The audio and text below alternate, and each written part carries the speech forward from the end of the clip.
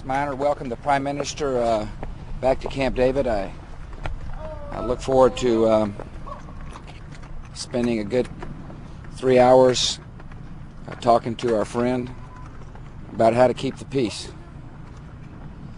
This world faces some serious threats, and we're going to talk about it. We're going to talk about how to promote freedom around the world. We're going to talk about our shared values of that recognizes the worth of every individual.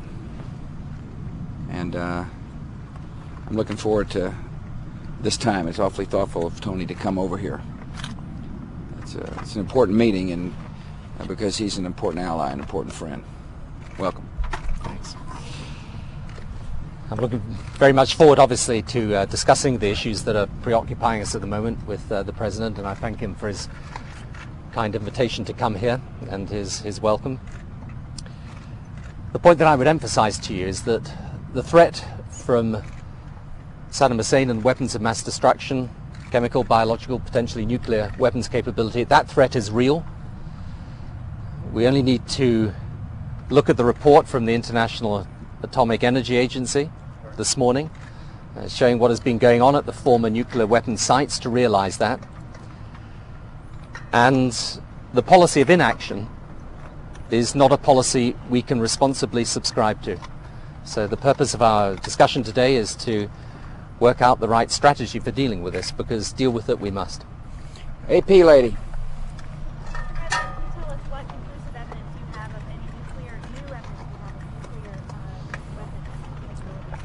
We just heard the Prime Minister talk about the new report. I would remind you that when the inspectors first went into Iraq and were finally denied access, a report came out of the IAEA that they were 6 months away from developing a weapon. I don't know what more evidence we need. Yeah, absolutely right. And what we know from what has been going on there for a long period of time is not just the chemical biological weapons capability, but we know that they were trying to develop nuclear weapons capability. And the importance of this morning's report is it yet again shows that there is a real issue that has to be tackled here. And I mean, I was just reading coming over here the catalogue of attempts by Iraq to conceal its weapons of mass destruction, not to tell the truth about it, over not just over a period of months, but over a period of years. Now, that's why the issue is important. And of course, it's an issue not just for America, not just for Britain, it's an issue for the whole of the international community, but it is an issue we have to deal with. And that's why I say to you that the policy of inaction, doing nothing about it, is not something we can responsibly adhere to. You want to call on somebody? You don't have to if you don't want to. Yeah, I know. A question for the President and the Prime Minister. Yeah. Will you, Mr. President, seek a UN resolution prior to any action against Iraq? And for the Prime Minister, would you sanction any action against Iraq without a UN resolution? Well, first I'm going to give a speech next Thursday, and I'd like you to tune in. As I said to you, I think at the press conference we gave earlier in the week, this is an issue for the whole of the international community. But the UN's got to be the way of dealing with this issue, not the way of avoiding dealing with it.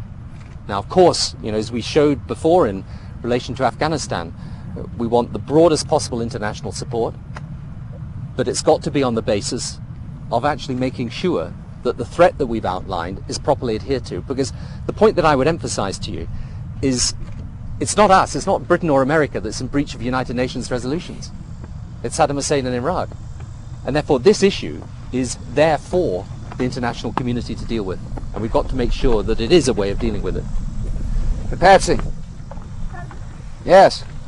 What is your actual target in Iraq? Is it weapons of mass destruction or Saddam Hussein? And if the Prime Minister could answer this. Well, as you know, our government in 1998, action that my administration has embraced, decided that this regime was not going to honor its commitments to get rid of weapons of mass destruction. The Clinton administration supported regime change. Many members of the current United States Senate supported regime change. My administration still supports regime change. There's all kinds of ways to change regimes. This man is a man who said he was going to get rid of weapons of mass destruction. And for 11 long years, he has not fulfilled his promise. And we're going to talk about what to do about it. We owe it to future generations to deal with this problem. And that's what these discussions are all about. Final question. I'm calling somebody. Yeah, sure. Yes. Pardon me? Do you have any support from any other countries in the world apart from Britain? Yes. A lot of people understand that this man has defied every UN resolution.